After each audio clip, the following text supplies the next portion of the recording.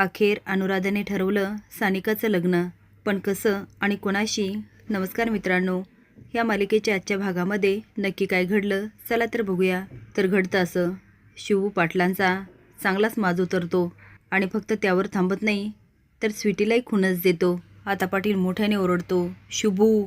शुभू म्हणतो, आवाज खाली, आणि परत जर माझ्याशी असं वागलात ना याच्यापेक्षा वाईट हाल करेल. साहेब म्हणतो, शुभू तुझी नोकरी. शुभू म्हणतो, गेली तुझी नोकरी खड्ड्यात. मला वाटलं नव्हतं तू याच्यात ताटाखालचं मांजर आहे.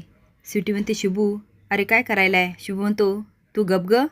तुझ्यासारखी नीच मुलगी मी आत्तापर्यंत कुठेही बघितली नाही. स्वतःच्या स्वार्थासाठी, मतलबासाठी भावाचं आयुष्य उद्ध्वस्त करणारी एक नंबरची अप्पलपोटी आणि स्वार्थी बहीण आहेस तू. पण एक लक्षात ठेव, तुझा हेतू मी कधीच सक्सेस होऊ देणार नाही.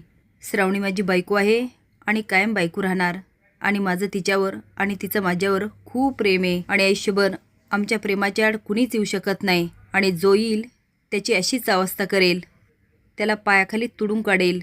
श्रावणी अनुराधाचे पाय चेपत असते. माजुरडी शुभी तिच्या मांडीवर पाय आदळते आणि म्हणते, माझे पण लई पाय दुखतेत, चेप.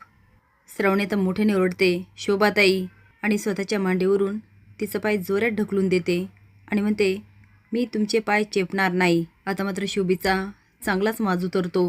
पण अनुराधा म्हणते, ह्या घरामध्ये सासू इतकाच नंदेलाही तितकाच मान असतो.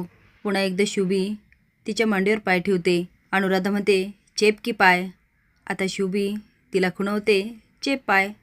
आता मात्र श्रावणीला शुभीचा खूप राग येत असतो. पण अनुराधा सांगते म्हणून ती शुभीचे पाय चेपत असते. पण शुभी काही शांत बसत नाही आणि म्हणते, जरा जोर लाव की. जीवलीस ना बाई, आमच्या पायाला तर काहीच व्हायना. बघितलं काही, तुझ्या सुनेमध्ये जराही ताकद नाही. बोलायला मात्र टमाटामा बोलते. अनुराधा म्हणते, ए नट मोगरे, नीट पाय चेप की, जरा ताकद लाव. शुभूच्या वागण्यामुळे पाटलांची खूप तडफड चालू असते. अलकनंदा म्हणते, काय झालं घाडगे पाटील, एवढे काय चिडलात? स्वीटी म्हणते, मॅडम तुम्हाला माहीत नाही आज त्या शुभूने काय केलं? अलकनंदा म्हणते, त्यांनी काय केलं आता? ती म्हणते, अहो घाडगे पाटलांचं जॅकेट काढलं आणि त्यांनी फरशी पुसली. अलकनंदा शॉकून म्हणते, काय ते? आता स्वीटी झालेला प्रकार अलकनंदा आणि रुद्रला सांगत असते. रुद्र म्हणतो, अजूनही ते शुभंकरचा माज उतरला नाही. घाडगे पाटील म्हणतो, आता त्याचा माज तर मी उतरवणार, त्याचे असे हाल करणार ना.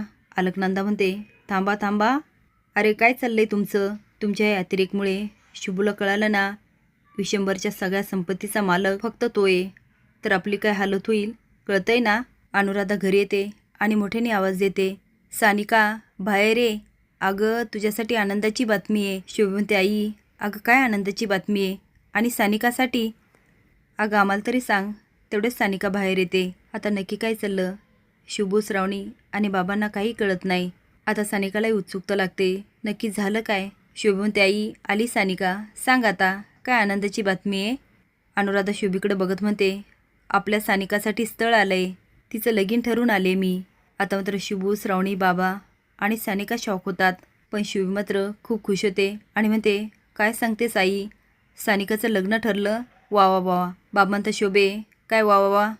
अगं कोण आहे, कुठला मुलगा आहे? सानिका म्हणते, आई अगं तू माझं लग्न कसं ठरू शकते? अनुराधा म्हणते, का नाही ठरू शकत? आता गुपचूप लग्नाला उभा राहायचं. शुभ म्हणतो, आई काय चाललंय, सानिकाचं लग्न? पण अनुराधा मात्र त्याला काही उत्तर देत नाही. सानिका म्हणते, इंद्रनील. शुभी म्हणते, तो इंद्रनील? अगं या बैलामुळे तुला काय इंद्रनील मिळत नाही, यांनी केलं ना ह्या श्रावणीशी लग्न.